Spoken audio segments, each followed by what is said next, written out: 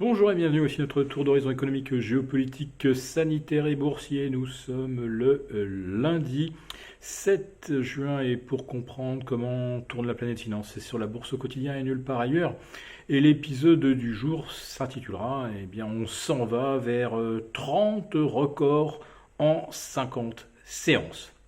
Puisque nous tenons déjà notre 49e record depuis le 30 mars dernier. Donc 29 records en un peu plus de 44 séances.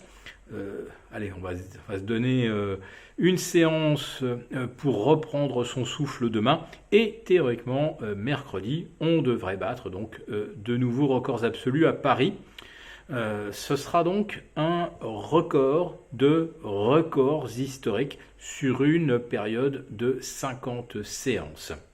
Et aujourd'hui, on bat un nouveau record avec un nouveau record d'inactivité puisqu'au bout de 6 heures de cotation, on n'a même pas encore échangé 850 millions d'euros, c'est-à-dire 0,85 milliards.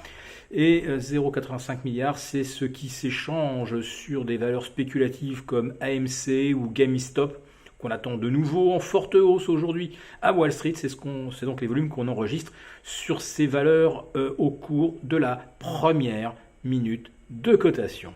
Voilà, ce syndrome de la hausse dans le vide se confirme jour après jour et on se demande bien quel sera le prochain market mover, qu'est-ce qui pourrait amener les opérateurs soit à renforcer, soit à alléger leur portefeuille.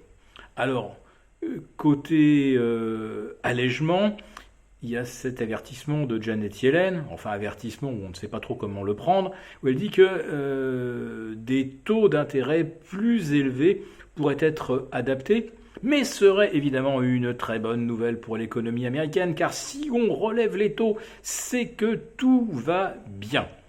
Alors c'est vrai que tout va tellement bien que l'indice Sentix de la confiance des opérateurs, des investisseurs en Europe, explose littéralement de 21 vers 28,5.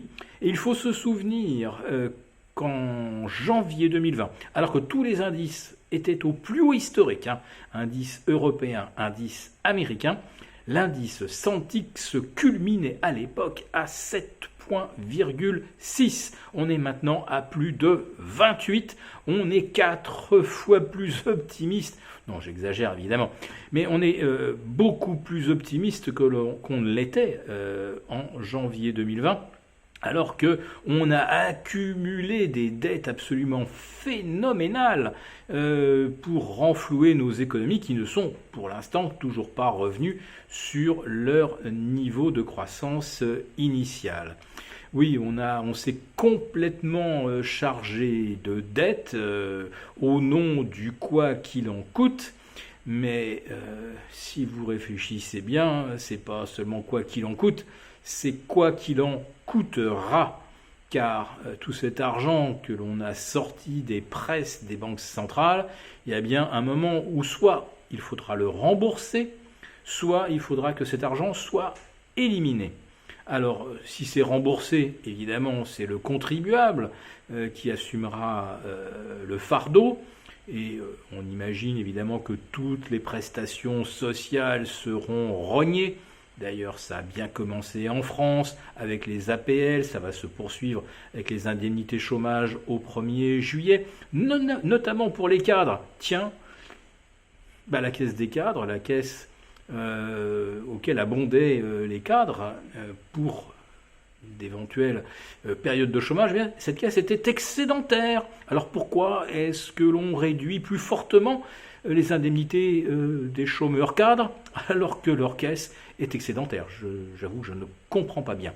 Bon, je referme la parenthèse. Donc tout ça pour dire qu'il y a deux solutions, soit réduire effectivement toutes les allocations, les avantages sociaux, soit on fait de l'inflation et à ce moment-là, c'est tout le monde qui perd du pouvoir d'achat.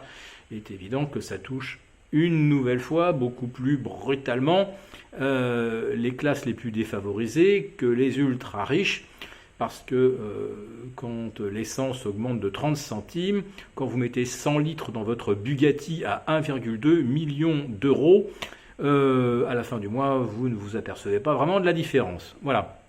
Donc, la création de monnaie no limite est évidemment complètement inégalitaire, mais l'inflation l'est encore bien davantage. Et on peut difficilement nier que cette inflation s'installe dans la durée, parce que ça fait maintenant presque 1 an que les prix alimentaires augmentent partout dans le monde. Et là, il n'y avait pas eu de chute des prix alimentaires comme on a eu une chute du pétrole avec le début de la crise. On a continué à manger et à boire autant. Si c'est vrai que pendant un temps, on a consommé moins de pétrole pour se déplacer ou moins de kérosène pour prendre l'avion. Donc ça, c'est un marqueur tout à fait significatif. Il y a également les prix de l'immobilier qui continuent de grimper aux États-Unis et en Europe. Et il y a bien un moment où ça se retrouvera aussi dans les loyers. Voilà, donc le marché monte dans le vide, mais si on devait parler de vide, c'est surtout le vide de véritables motifs pour renforcer encore les portefeuilles.